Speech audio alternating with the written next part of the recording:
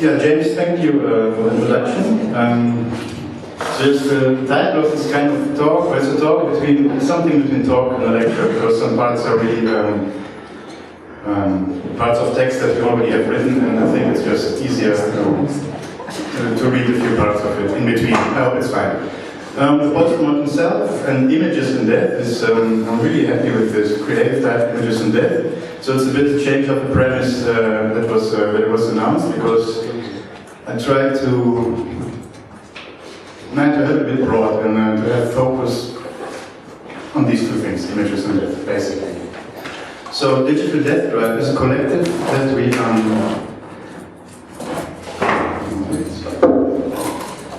started this year in April.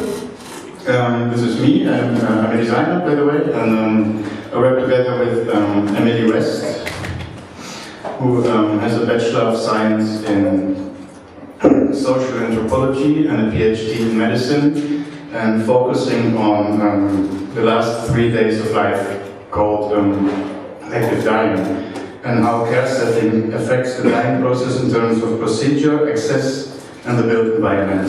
So this is actually a photo of our first symposium that we organized earlier this year. The same place, but then on the other side of the wall.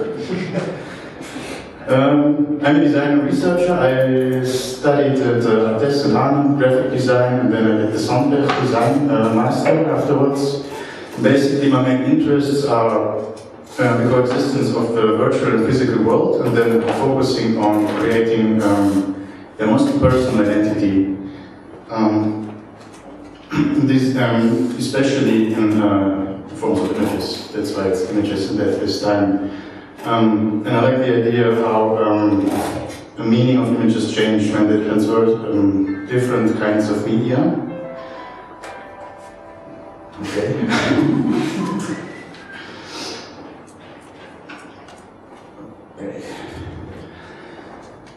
We started our collective because the whole exploring the notion of the continuing self, both physical and digital, linking it, the physical end of life, to a digital continuation. So it's basically, as we nowadays are focusing on how we represent ourselves while we are still alive, there's still also a digital afterlife, which is, it's really tough to die digitally, actually. And then there are certain, I mean, you have this, I don't know who followed it, but there's this whole Facebook issue. This year, they already changed 3 times the terms of condition to make it easier to get an account deleted. Before, you had could create memorial pages for someone who died. Then they changed the terms of condition again, that the family could really delete an account. But this was so, yeah, it was really weird what these conditions were, because they were just asking for an obituary rather than really an official death certificate. So basically, you could just have the same name of someone else and send it in, and then this person might have died on Facebook, which happened several times. So one guy was really perplexed when he thought, hey, actually I can't log into my account, and then he got a mail back from Facebook, yes, because you're dead. No, you're not. So this could have been used maybe as a strategy to kill everyone online on Facebook, if you would like to do that. And now they changed it, I think, a few weeks ago, that you really need an official death certificate. So it's getting there, but it's still death on the digital side of life. It's still a broad, but it's really a blurry area on, because there are also not really laws for it. So there's some ethical reasons that you approach people, but there's still something going on that's now growing, gaining more attention. How would it change the, what we know in Western culture, cemetery, for example. So how would it change certain things, digital death connected to a physical death? So that's basically very broad, the idea that we want to explore. So what you see here is actually in this room, we had the first symposium, Digital Death and the Postmodern Self. This was not really related only to images, but it was the very first introduction on how would you, something was more about personalizing your own death. mean, memorializations, the cemetery model was always really a thing for everyone, but people have the urge to personalize their own, if it's a gravestone or something. I mean, someone is always thinking about this should be on it and this should look like this.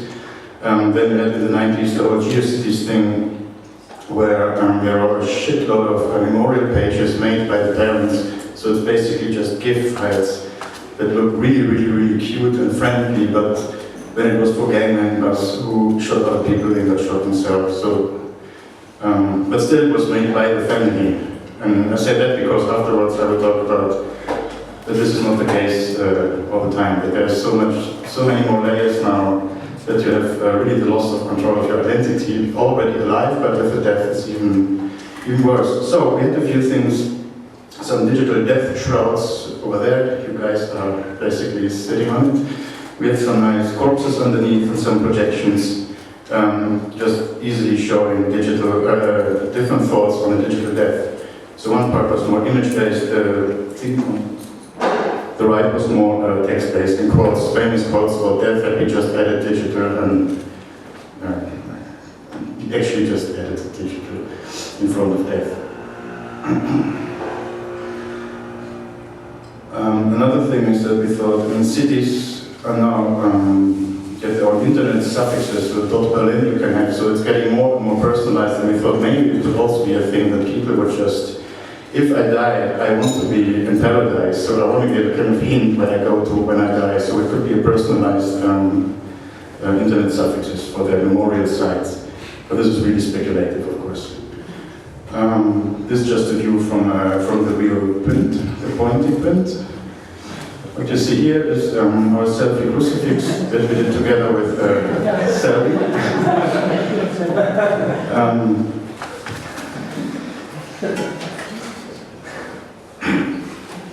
Which is a selfie crucifix. We had a symposium on the Good Friday, so of course there's a touch of some kind of blasphemy in it. Yeah, it's just blasphemy, but we also people who know me know why maybe. But the other thing is that we saw the cross as an abstraction of the human body, and especially Michelangelo's Vitruvian Man, that we thought we could maybe adjust it if it's of the body and about the proportions of the body, what would it be today. So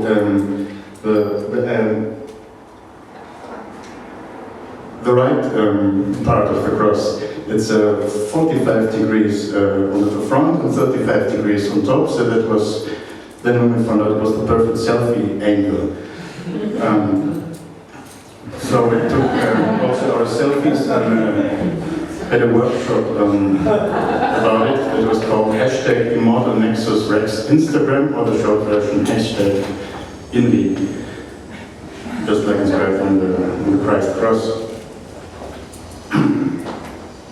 And the workshop was actually consisting of that people would take selfies, and we had, here comes again, 666 different hashtags concerning death and Good Friday and Easter and Happy Easter, I don't know. With certain participants, but we were a bit, what was a bit of a pity is that we didn't get so many reactions. I mean, it was just a 1 hour workshop, so we didn't really expect to get so much stuff, but it's something we should maybe continue in October.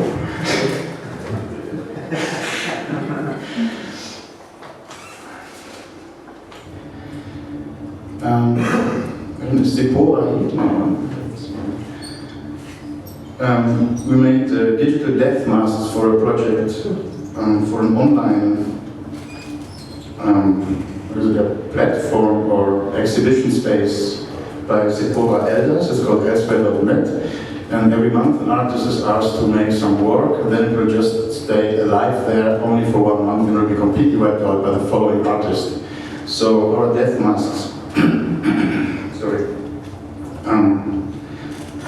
3D scans of ourselves and some bitcoins to pass the digital sticks. Network-related icons floating in the front and some architecture also floating in the back. and it's based on death masks as they are quite common and already exist in ancient Egypt, like Tutankhamun, or the less fancy version, just made of clay or sometimes marble. On the right is Henry Wellcome. I don't know if anyone knows him. He was an entrepreneur in pharmaceutic stuff. And was collecting a lot of different death masks and artificial limbs, and there's a Wellcome Trust, a great museum in London, by the way. So these two things are references that we thought, okay, this is maybe interesting to create these digital death masks, just as purely as a representation. But representation of the death is, of course, the death masks are only one thing. What was in the 19th century, it was the rise of digital post-mortem photography. Before that, the wealthy had a long-commissioned post-mortem painted portraits, but the advent of photography democratized families' abilities to produce such images, and practice of post-mortem portraiture became widespread throughout the 19th and early 20th centuries in Europe and America. Many of these images were highly personal and incorporated the interests of the decedents, and often involved elaborate mechanical devices in order to allow the deceased to be posed in a photograph with surviving relatives.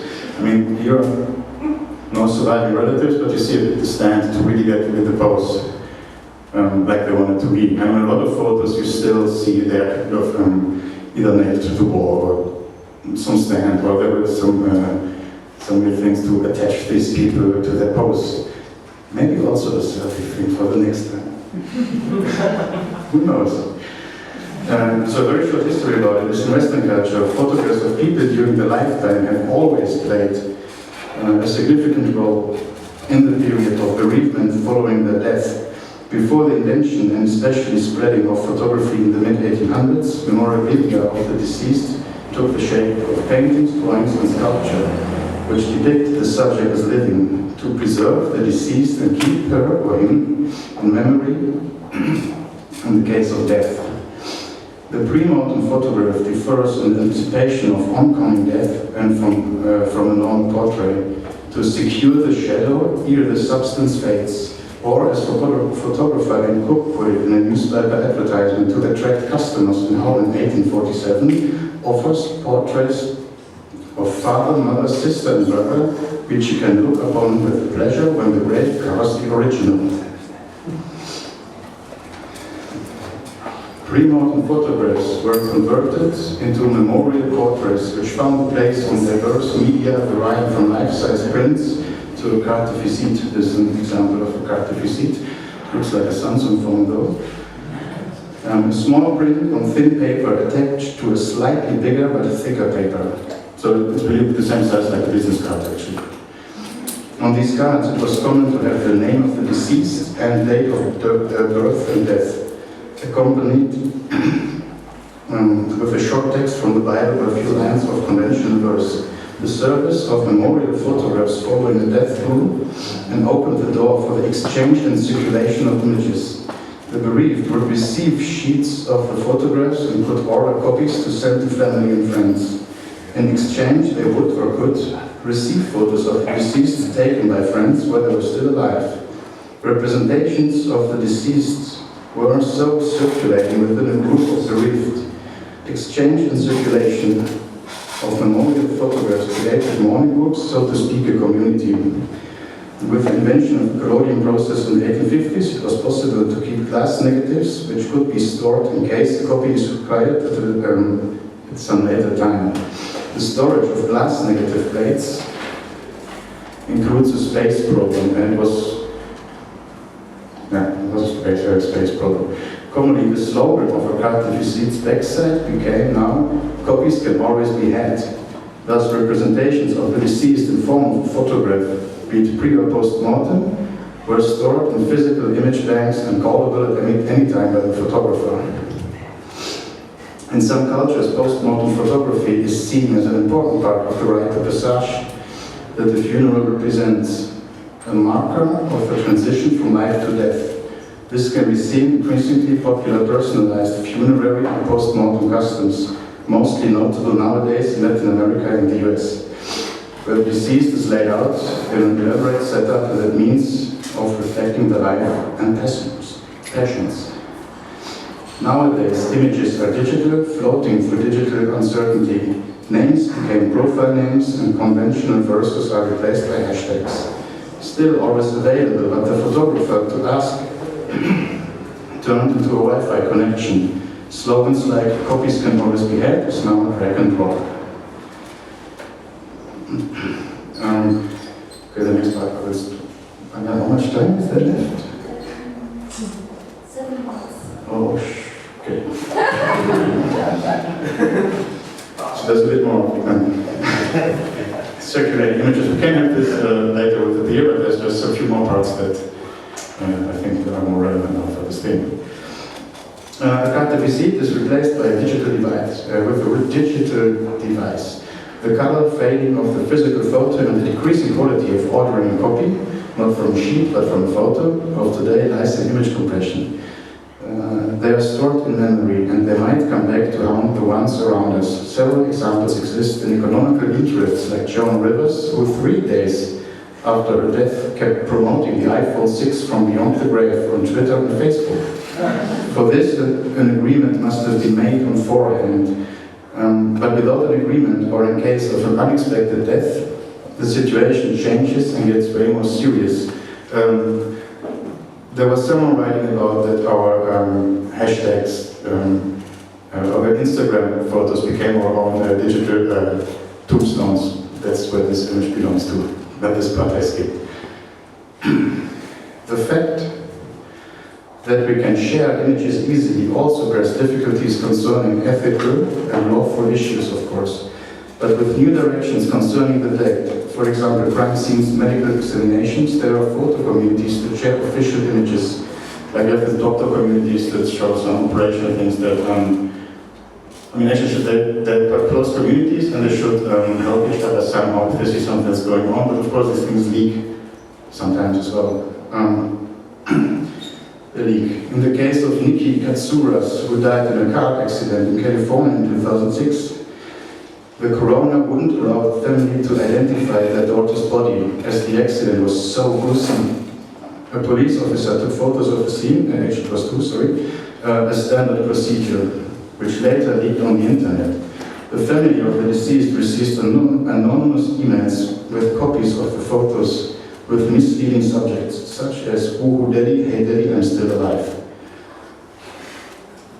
It sounds, the family sued the California Highway Patrol, it happened in California, and the 2 responsible officers, because they caused the leaking of the images, because one guy was just sending it to another friend via email. He said it was some kind of necessary for the job, and afterwards it was apparently not, but okay. One of them quit, the other one was suspended for 25 days without payment. The guy who quit just didn't say why, he just said he quit. But the judge ruled that the 2 were not under any responsibility for protecting the privacy of the Katsouras family, effectively ending the basis of the case. In 2008 he ruled that while the dispatcher's conduct was utterly reprehensible, there was no law that allowed it to be punishable. The family tried with professional help to get rid of all these images and delete it from the internet, but they kept on spreading. It took until 2012, until the family and the California Highway Patrol came to an agreement on paying the family $2.3 million in damage. The case heralds a new era of image rights of the dead concerning privacy. How much time is there left? 4 minutes. 4 minutes.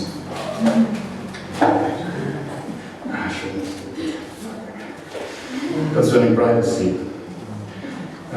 California law expressly provides, with limited exceptions and notwithstanding any other provision of law, that no copy, reproduction, or facsimile of any kind shall be made of any photograph of the body or any portion of the body of a deceased person taken by or for the coroner at the scene of death or in the course of a post-mortem examination or autopsy, made by or caused to be made by the coroner. So this is what this is long, it's worse than German sentence structure, by the way. As the facts revealed in the photographs were also private because survivors have privacy interest in the body and in facts about the body that they must inter. Crucially, the photographs disseminated by the officers revealed intimate, gruesome facts about Katsuro's lifeless body that were not public knowledge. Death that resulted in legislation making photographing a corpse is seen as a misdemeanor offense except for certain legitimate purposes, like medical examination or crime photos. This gives the dead person is subject to fundamentally different image regulations than they were alive. Fines could range from $50 for a first offense and go up to $5,000 and 6 months to prison for a third violation. The only situations explicitly mentioned in the bill that would be extended from law's reach are photos taken in the course of law enforcement investigations, but I just said the examples. Whilst legislation and codes of conduct like this have always existed, the development of technology that allows sharing with a wide and often anonymous audience quickly and rapidly has changed the implications of such photographs taken and shared by officials or passers-by. So basically, they're still kind of figuring out what would happen if these images leaked. Like I said, there was no law to punish these guys, but they were actually supposed to keep this information really private. And I mean, there were some dead people, this post-mortem photography that I showed, but I also checked the photos of this case. That's why it's black, because I really recommend, really don't look at these photos. It's really, really, really, really horrible. In this case, it was officials by the state taking the photos meant to be kept away from the public eye. That does not include passengers or journalists. Alexandria Ajdukovic takes photos of crime scenes for the local newspaper she works for. According to her, these photographs have proven to be more close to life. The situations happening around crime scenes are situations like, for example, a case during a suicide attempt of one young man. When one passerby photographed her children with all the commotion in the background. And sees these kind of circumstances as a very inspirational for experimental photography, which I am doing in the field. It's still speaking her, I'm quoting her, sorry. Following the crime scene news, but also photographing the situations from a different, wider perspective, so that besides the actual situation, the frame contains sometimes my self-portrait or some of my accessoires, for example, shoes or similar. I even sometimes ask my colleagues to photograph me while I'm photographing a certain situation. So this is one murder case scene. And there's also a whole collection of her images online. The project is even realized through cooperation with the local newspaper.